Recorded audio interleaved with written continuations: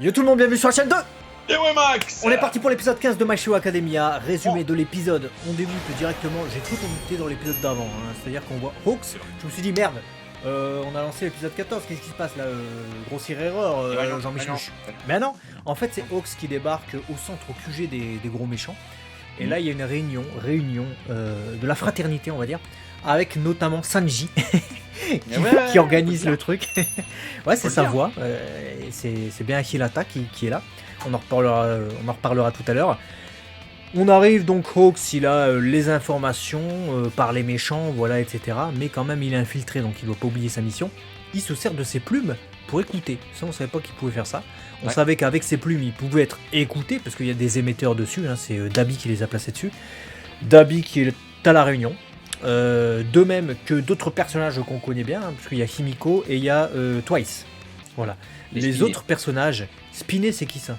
C'est le vieux crocodile de merde, non? Spinner, non? Ah, il y a Spinner, ouais.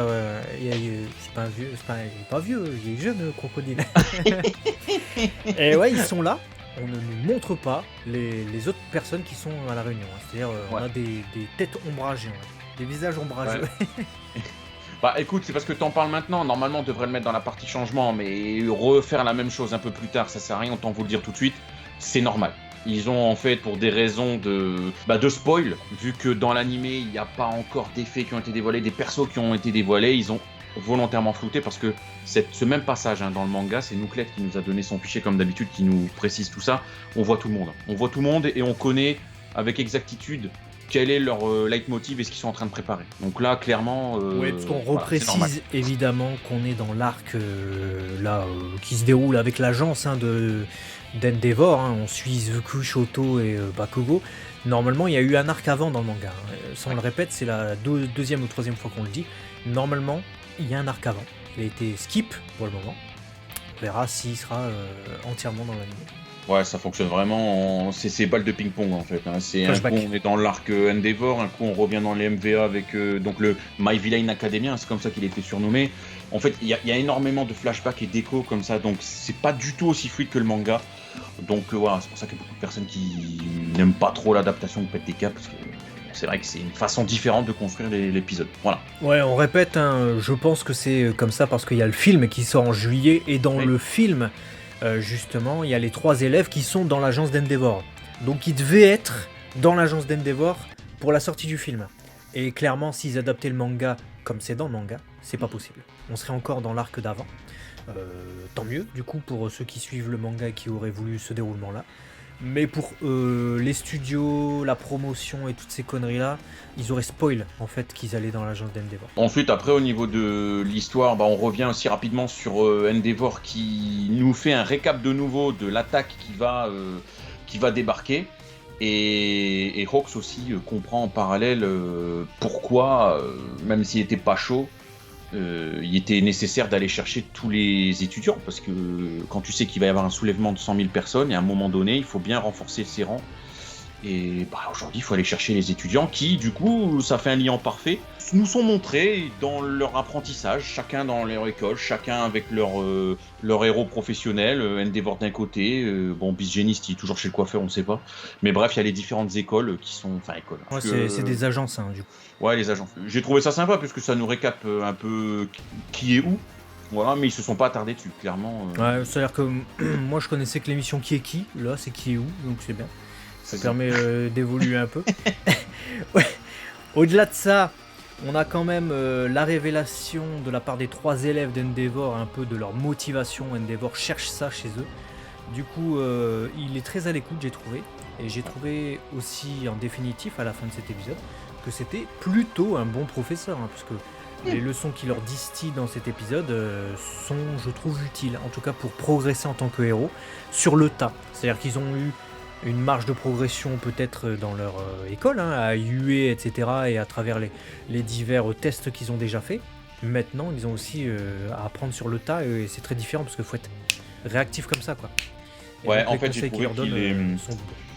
Pour compléter ton propos, il les canalise. C'est-à-dire que tu sens que c'est des étudiants, ils ont plein de fougue, ils veulent partir partout, ils veulent évoluer, ils veulent devenir meilleurs, mais ils savent pas forcément quoi prioriser, ils savent pas comment être bons, et j'ai trouvé qu'il est canalisé en mode... Ça, t'oublies pour l'instant, tu vas faire ça. tu vas te canaliser sur tel truc, tout en synchronisant tel machin. Tu vois, tu sens qu'il il est pas non plus d'un conseil innovant au point où je me suis dit, oh putain, t'es cherché le truc loin, Endeavor, mais je trouve qu'il est factuel, il écoute. Parce qu'à un moment donné, il y a aussi un monologue de ouf de Izuku qui dure 800 ans à peu près, où il raconte sa vie de sa jeunesse jusqu'à aujourd'hui. Et pour autant, il écoute et il dit ok, bon d'accord. Oh, voilà, ok, bah tu vas faire ça, tu vas faire ça. Et je me suis dit, ouais, ok, c'est pas bête. Et on voit toute la maturité, justement, d'un super-héros et d'un numéro 1. Voilà, j'ai trouvé quand même que tu sens la différence sur le terrain et de manière factuelle, donc c'est cool. Puis en plus, il leur met des petits challenges. Il leur dit si vous arrivez à être plus rapide que moi en mission, bah du coup, vous serez beau gosse. Sauf que t'as compris que ça va pas être si évident que ça, vu qu'il est hyper réactif de ouf, le Endeavor. Il synchronise sa température, sa puissance, sa rapidité. Il maîtrise à la perfection clairement son alter, à tel point que c'est très compliqué de le prendre de vitesse, de le prendre de force, de devancer son sixième sens un peu. Donc j'ai trouvé qu'il était efficace comme professeur. Donc moi j'ai bien aimé personnellement.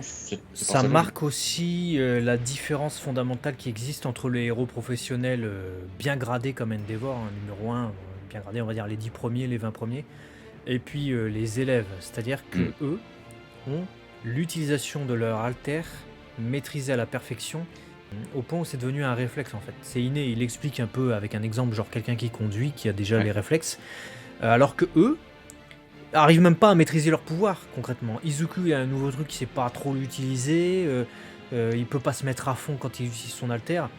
Bakugo, bon, il a compris comment ça marchait, les trucs, etc. Mais il n'arrive pas à être aussi rapide, à avoir des réflexes aussi réactifs. Shoto, il doit encore apprendre à maîtriser cette partie, le feu, et pouvoir imiter un peu l'alter de son père pour pouvoir le faire sien. Il y a tout un apprentissage comme ça qui se situe aussi sur le pouvoir et la différence qui existe entre du coup les héros professionnels et les élèves. Très très intéressant. On va parler maintenant de la bande son parce que je pense qu'on a fait le tour de l'épisode. Ouais, c'était globalement ça. Bande son, j'avais totalement oublié que c'était pas Kuromi. Donc la voix d'Anzi dans Shingeki no Kyojin, d'Edouard Elric dans FMA, ou encore de Temari dans Naruto, qui faisait donc la chef là c'est la sécurité nationale là, qui donne qui donne les directives à Endeavor et à machin là. Gouvernement de l'intérieur. C'est ça. Donc j'avais totalement oublié. Et la grosse surprise, bien évidemment, dans cet épisode, c'est de retrouver le seiyuu de Sanji, donc Hiroaki Hirata, sur le rôle du chef de la table ronde des méchants en tout début d'épisode. Je me suis dit, qui fait la Sanji? Ouais, c'est super intéressant parce que tu te dis que s'il y a un seiyuu qui a quand même le vent en poupe maintenant, voilà, clairement, c'est à surveiller de près. Tu vois. On nous dit rien, on voit juste un vieux blaze. Voilà, tu te dis qui c'est quoi? Pourquoi on voit son nez? Pourquoi qui c'est qui, etc. Mais je trouve quand même que quand des seiyuu sont choisis aussi qualitativement parlant, parce que clairement Sanji, voilà, il est très connu maintenant.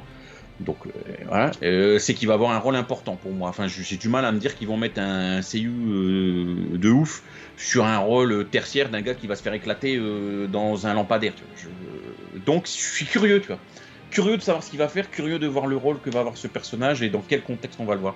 Et j'ai trouvé sympa donc de le retrouver là. Donc clairement, c'était une bonne surprise pour moi. Animation, réalisation, on peut souligner la qualité d'adaptation de cette réalisation, notamment avec la case où Izuku dévoile un peu comment fonctionne son alter, où il en est actuellement, etc. Bon, c'est ce que tu avais dit tout à l'heure, il donne tout son CV. Une case impressionnante, puisque en manga, on a l'impression de lire un roman. On n'a jamais vu autant de texte dans une bulle. Et en animé, c'était très bien fait, parce qu'il y avait le texte en fait qui défilait derrière. Ouais, et puis même la rapidité de parler pour ça, il parlait comme ça de cette manière. Du coup, moi quand j'étais petit, du coup, j'ai fait pipi dans des pots et tout. Il parlait vite comme ça, tu vois. Mais c'était suffisamment audible, articulé, pour comprendre que voilà, il en a beaucoup à dire. Et en fait, derrière, comme tu l'as dit, le fait d'avoir un pavé où habituellement il y a une grosse caricature, je trouve, autour de Midoriya, où on se dit oh là, ça y est, il va raconter son livre, il a découvert la terre, il a découvert les faiblesses, et du coup, quand tu multiplies par 3, puis à un moment donné, t'as envie de dire ta gueule, tu saoules.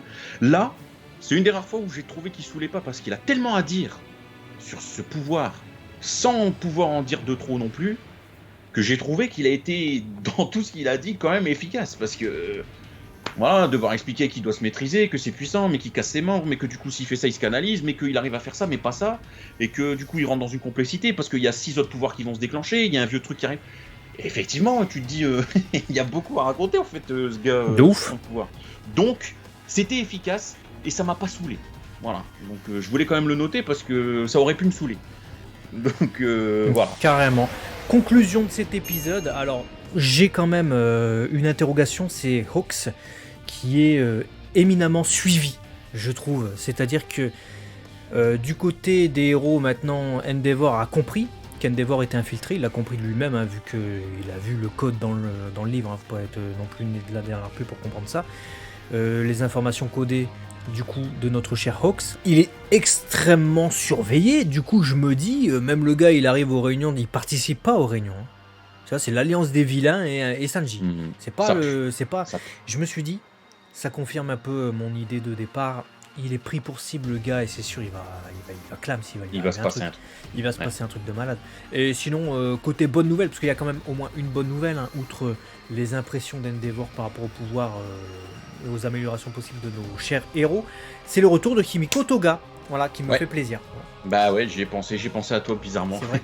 Bah ouais, je l'ai vu, je me suis dit, il y en a qui va être content. Ouais. Et ça m'a fait penser à un des commentaires que j'avais lu une fois en mode « Ah, vous êtes pas prêts, vous allez voir l'Alliance des vilains ».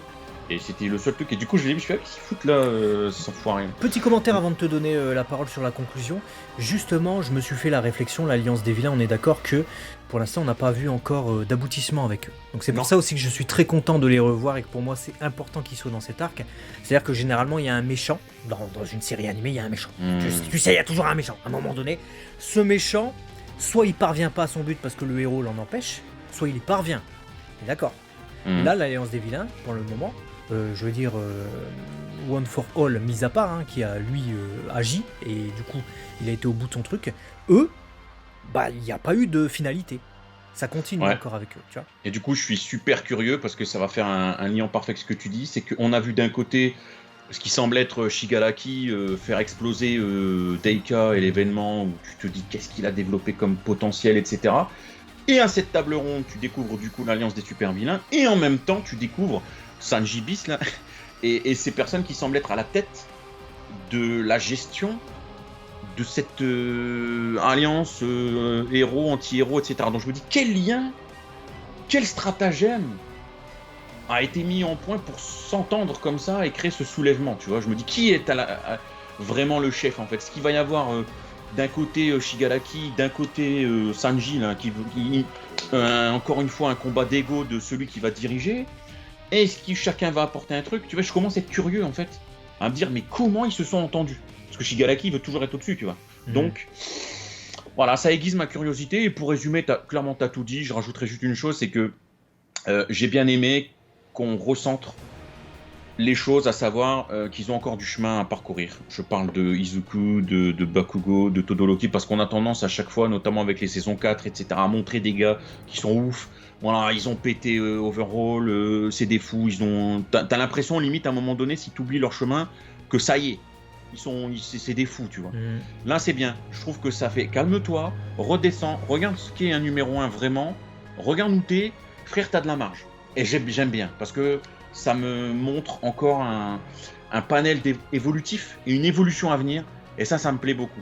Donc voilà, c'était ce que je voulais rajouter. Bah dites-nous ce que vous pensez de cet épisode et de cette évolution dans les commentaires, le retour également de certains vilains, tout ça, évidemment, si vous avez lu le manga avec la balise spoiler, hein, descendez plusieurs lignes. Si vous n'avez pas lu le manga, lâchez-vous. Et à très vite sur la chaîne 2. Yo Max, des bisous, on vous aime. Abonnez-vous. Prochaine. Semaine prochaine, épisode filler. Filler, mais on retrouve des personnages qu'on a vus déjà dans les premières saisons, ça fait plaisir. On est content quand même. Allez, salut, tchuss.